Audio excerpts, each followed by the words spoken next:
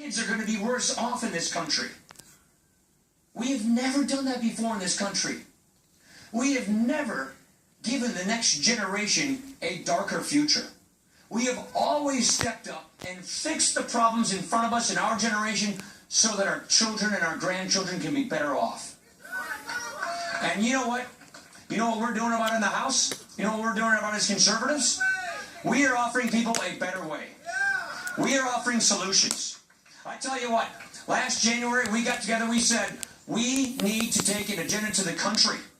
We need to show men and women in America, those 7 out of 10 people, that's not just Republicans, that's not just independents, that's Democrats also. They need to have solutions, and we're offering them. Let me tell you a few things. Number one, 6 plans. Go to better.gop. 6 things. We have got to get people out of welfare and back into the workforce. Our welfare system isn't working. Our welfare system tells people to stay out of work. We need to get people back into work so they can get on the ladder of life, so that they can reach their dreams. We're showing you exactly what welfare reform looks like. So you know what? Second thing, we are not safe. You know this. You see the terrorist attacks in this country. You see what's going on overseas. We have a president, President Obama, that is phoning it in on national security. We have a president that has been hollowing out our military. We're showing you exactly what it takes to rebuild our military, to secure our border, to go on offense against ISIS, and to keep America safe. This is important. I tell you what, and if you want to get jobs in this economy, get the federal government out of the business of micromanaging every little aspect of our lives, of our communities, of our society, of our small businesses. We are losing self-government in this country.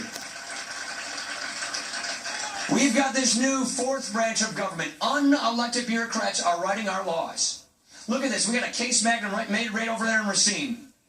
And you got this Waters of the USA regulation coming from the EPA. It is telling farmers how, where, when, and what they got to do if they want to farm. And these things don't go through Congress. So here's what we're saying. All of these rules and all of these regulations that come from these unelected bureaucracies that don't know our communities, that don't know our people, that don't know our businesses, all of that has got to go through Congress. Congress for a final vote approval amendment before it goes into effect. It's a simple principle. The principle is one of our founding principles.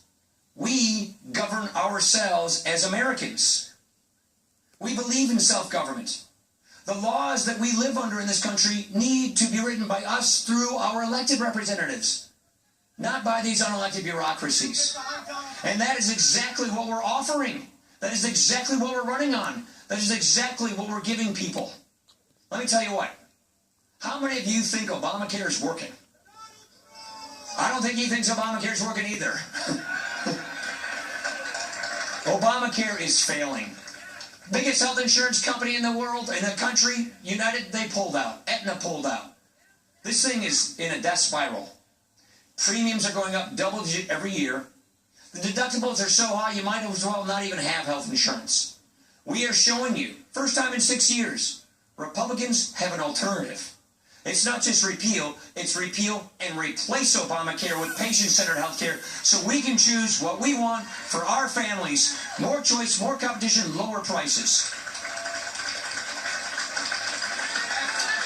And I got to tell you, you are not going to fix this economy.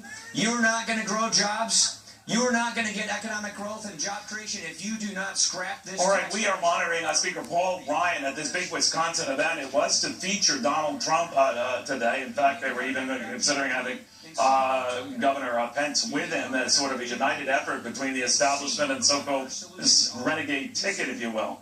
But then those comments came to light of what Donald Trump said 11 years ago. And then all bets were off.